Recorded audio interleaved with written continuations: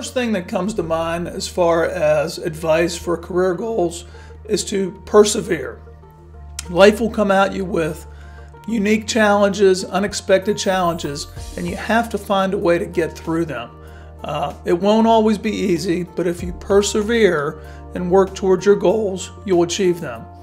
The other thing that comes to mind is always trying to follow the golden rule, or treat people in a way that you want to be treated. Treat them well and you will go far.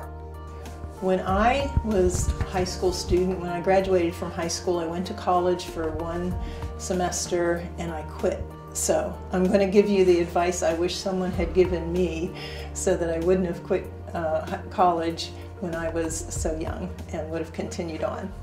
So what I wish someone would have said to me is, what do you like? What are you interested in? Find your passion and study that. And once you find your passion and you start studying it, read everything you can about it. And then learn to communicate about that interest. Learn to write about it. Learn to speak about it. Talk to everybody that you know about your passion. And then find ways to have experiences that relate to that passion so that you'll have a good grounding in that interest and you'll be able to use that experience to get a job when you graduate from college. Or you'll also know whether or not you want to go to graduate school and go on studying that interest. So for me, it had a happy ending. I didn't go to college when I was young. I went back when I was an adult. I was lucky enough to have a husband who supported me while I went to college. And then when I went to college, I said to myself, well, what am I interested in? And I was interested in 3 subjects. I was interested in sociology, I was interested in history, and I was interested in anthropology. So I took classes in all 3. And at the end of that's the first semester, I decided that I wanted to major in history. And I said to myself, well, what am I going to do with a history degree when I graduate? Well, I said, I'm not going to worry about that right now. I'm going to study history because that's what really interests me. So when I graduated from college, then I had to decide what was I going to do next. And what I decided to do was go to library school. So I went to library school, and the great thing about being a librarian is that it doesn't matter what your bachelor's degree is in. You can use any information that you gain with any degree in as a librarian. So I hope that this helps you to decide what to do when you graduate from high school. I hope you decide to go to college and pursue your passion. My work in student services involves career counseling and internship opportunities. With career counseling, it gives us a chance to work with students who might not be sure what they want to study and help bridge that gap between high school and college work. As far as internships come, it's important to understand that students need an opportunity to see what it's like to be in the workplace. So I work with juniors and seniors to place them in positions and opportunities that let them see what it's like to be in the workforce. So why should you choose an English major? I think the bottom line reason why you should choose an English major is that basically a lot of fields are looking for people who can read and write and understand and then explain that information to other people. And as an English major, you get extensive training in how to read texts, how to interpret them, and then how to communicate that information to other people. And then as an English major, you read a wide range of texts, from classic text to contemporary text, from poetry to literature to drama. All of these have something to say to you, so that if you think of various situations that you might encounter in life, say for example you've got a stressful situation, you feel as though the world's eating you alive, where in literature can you turn to that you can find something comparable? I'd say Beowulf. Beowulf is a character who finds himself in danger of being eaten alive by a monster, and then he works his way through that problem. Say for example you're pursuing a goal and you want to find out how you can achieve it, then you could turn to Moby Dick, and then The Pursuit of the White Whale by Captain Ahab would give you some insight into that. Conflict in love, not only career choices but also personal choices. You could turn to Romeo and Juliet. Although it doesn't end well for them, you can appreciate the virtue of the great literature and writing and drama that Shakespeare puts into his work. So not only can literature lead you to a satisfying career choice, it can also enrich your personal life. And nobody is complete unless they have a personal life and a career life. So being an English major will make you a complete person. I know it has for me. One thing I'd like to give you as far as advice goes for college is that you hear from a lot of people, well, how are you going to make a lot of money at whatever career you choose? Leave money aside for now. There's plenty of times to figure out how to make money from what you like. But the first thing you have to do is you have to do something that makes you happy. There's so many people out there that are millionaires. Trust me, it doesn't seem like they would be unhappy, but there are many millionaires who are in fields or made money from things that they didn't enjoy and they're unhappy.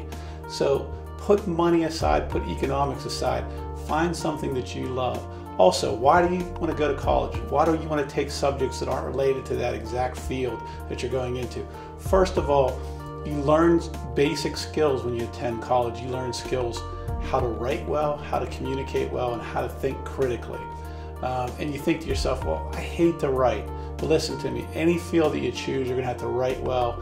To give you an example of how you can hone those skills, every time you do a tweet, every time you do a Facebook posting, anytime you write an email to somebody, make it creative, make it funny, make it grammatically correct.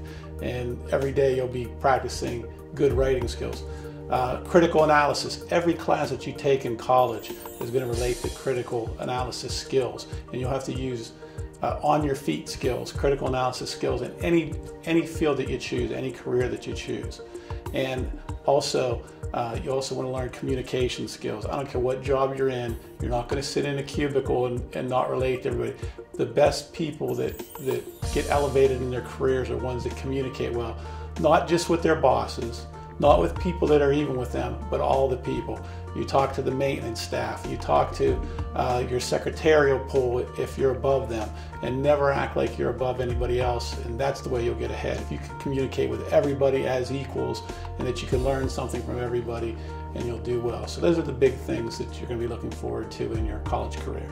Okay, when you look at careers and what you're going to be going into, I think one thing I can tell you is don't always go with what other people tell you to go into. You have to make this decision on your own. And there are some steps that I would go through in order to be able to do this. First is you should explore. I mean, you know what your interests are, explore in depth those interests, and see if you can identify a career that will go along with that. On top of that, after you come across some areas that you have an interest in, do some research. What kind of jobs can I get doing this type of activity? What type of classes am I going to have to do? Am I going to have to get a degree, a 4-year degree? Am I going to have a PhD in order to be able to do what I want to do? But make sure you're making an informed decision so you have some research to back you up. Thirdly, you make a decision. But be aware that that decision is not written in stone. I'm a believer in that, we never make the wrong decision. We make a decision, a career choice can be a way to go, and then we make it work for us. And then opportunities will come to you. So I think the advice there is that, don't fret over this decision as to what this career choice is going to be. You can make it work, and then if it doesn't work out for you, you can find another career that you may want to go into. To give you an example, is that I've had many students come to me telling me that they really like working with people. But their parents said, don't be a social worker. Go into psychology instead. They've explored psychology, they've gone into psychology, they didn't like psychology. They find out that they have to have a PhD in psychology in order to do what they want to do. Yet with a bachelor's degree in social work, you could get started in doing the exact same thing. So, do your research, talk to people who work in the field, use your friends and family as a way to get some information, but don't just make your decision because your parents say this is the direction you need to go. My name is John Prather. I'm the faculty chair at the Eastern Campus. I am also a math professor, and I think what I'd like to do is read you a short list of the 4 jobs that the Wall Street Journal said were the best jobs available. Those jobs are: number 1, mathematician. Number 2, tenured university professor. I love those 2. Number 3, statistician. Number 4 is an actuary. They work with insurance. That's also math. Just so you know, that's what you ought to be doing, lots of math. But beyond that, I will give you some other basic advice that I think of is do what you enjoy. Nobody is any good at anything they hate.